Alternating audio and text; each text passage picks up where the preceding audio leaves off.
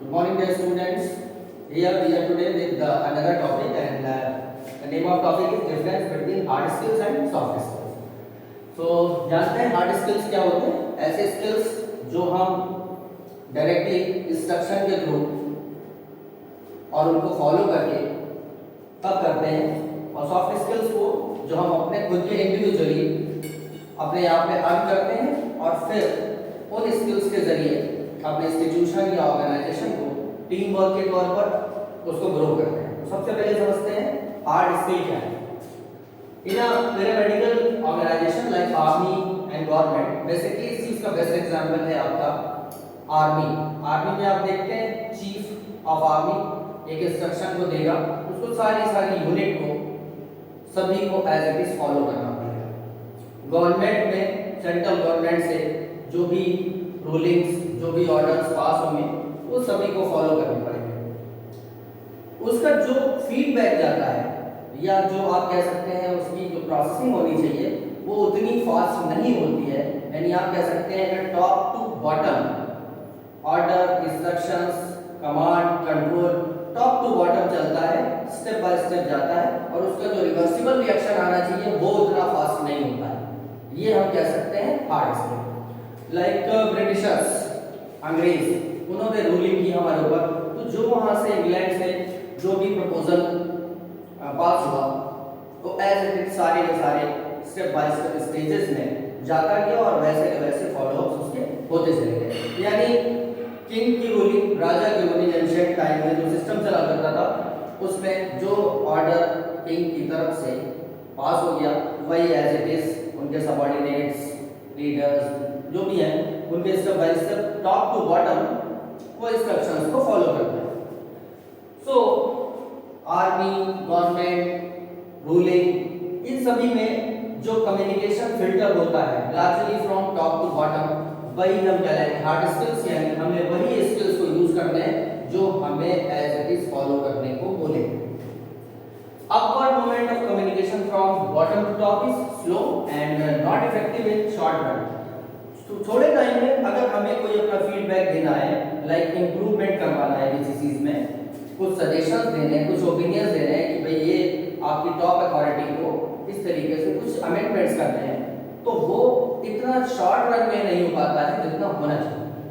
So this is called hard skill whose aim is command and control. So basically whose aim is command and control, that is hard skill. The leader at the top interacts only with group leaders. आप यहाँ पे pyramid में देख सकते हैं top to bottom pyramid shape इसलिए कहा गया क्योंकि सुप्रीम लीडर यहाँ पर होगा, वो कुछ भी हो सकता है, आपका प्राइम मिनिस्टर हो सकता है, प्रेसिडेंट हो सकता है, किंग हो सकता है, बॉस हो सकता है, कोई भी चीफ हो सकता है, वो सुप्रीम लीडर वहां से कमांड एंड कंट्रोल चल के फिर कहा जाता है ग्रुप लीडर में जाता है, ग्रुप लीडर से सब ग्रुप लीडर्स में और फिर सब लीडर्स में। तो इस तरीके से जो कमांड एंड कंट्रोल का सिस्टम है इसमें जो टॉप से इंटरेक्शन होता है वो केवल ग्रुप लीडर्स से होगा, उसके बाद में फिर उससे ग्रुप लीडर्स में, सब ग्रुप लीडर्स में, और सब group leaders top to bottom के सारे उनको ऑर्डर्स को बॉटम तक पहुंचाएंगे। तो बेसिकली इसी तरीके से एंशिएंट टाइम में हमारी रूलिंग चला करती थी और हम उसी को ही फॉलो करते थे। Now come to soft skill, the scenario is being changed now. अब आजकल कॉर्पोरेट सेक्टर्स में बहुत सारे लोगों के सजेशंस को वेलकम किया जाता है, उनके बहुत सारे कम्युनिकेशन स्किल्स को, उनके बहुत सारे उनके खुद के जो स्किल्स हैं जिसमें वो अपने अपने कुछ नए नए आइडियाज लेकर के आ रहे हैं उनका वेलकम किया जाता है। तो ऐसे लोग जो अपने अपने कुछ अलग अलग पॉइंट ऑफ व्यूज लेकर के आ सकते हैं उनका वेलकम किया जाता है। So the task before the corporate leaders are communicating ideas to colleagues insight to motivate employees. तो सबसे पहले हम क्या देखते हैं, कॉर्पोरेट जो लीडर्स होते हैं वो कम्युनिकेट करते हैं अपने कलीग्स के साथ में, उनके साथ में अपने आइडियाज को शेयर करते हैं जिससे बिजनेस को ग्रो किया जा सके।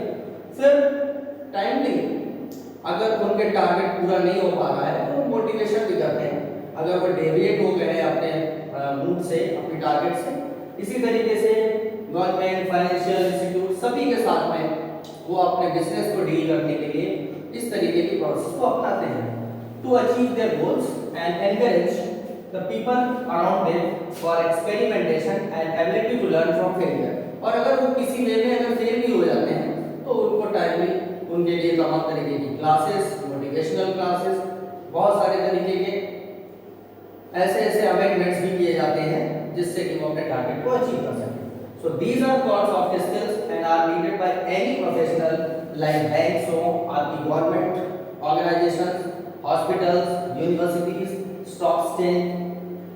ये क्या करते हैं, अपने आप को सर्वाइव करने के लिए, अपने आप को फ्लोरिश करने के लिए, ग्लोबल कंपटीशन में अपने आप को, आपके एग्जिस्टेंस को बनाए रखने के लिए टाइमली मीटिंग्स को ऑर्गेनाइज करना, अपने लीडर्स को बहुत सारे तरीके के ट्रेनिंग कैंप्स को चलाना, बहुत सारे तरीके के ऐसे सेशंस को ऑर्गेनाइज करना जिससे कि उनके अंदर के जो इंटेंसिव स्किल्स हैं वो फ्लोरिश हो सके, एनकरेज हो सके, हैप्पी इन्वायरमेंट को बनाना। आपके लिए बेस्ट एग्जांपल है गूगल का, जहां पर गूगल अपने एम्प्लॉइज के टैलेंट के बेसिस पर उनको वो सारी फैसिलिटीज देता है जो उनको लाइफ टाइम कह सकते हो उनका ड्रीम होता है। तो उसके बेसिस पर वो उनको टेंशन फ्री कर देते हैं और उनके सॉफ्ट स्किल्स को डेवलप करने का काम करते हैं, और तब जाकर के वो कुछ इस तरीके की चीज़ें डेवलप करते हैं जो एक नॉर्मल वे में टॉप टू बॉटम पॉसिबल नहीं है।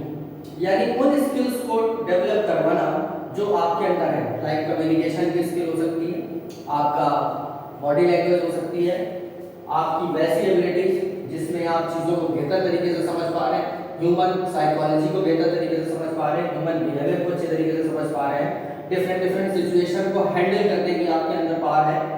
आपके अंदर आप देख रहे हैं सिनेरियो में then there is emergence of internet, e-commerce, information technology, so there is a large demand of teamwork, communication skills, motivation, analysis, strategy, planning, business decision, इस सारी चीजों की रिक्वायरमेंट होती है जिसमें आपके सॉफ्ट स्किल्स कहीं ज़्यादा डेवलप हो और उससे ऑर्गेनाइजेशन को बेनिफिट हो। अब बात करते हैं कि सॉफ्ट स्किल्स के कंपोनेंट्स क्या क्या हैं।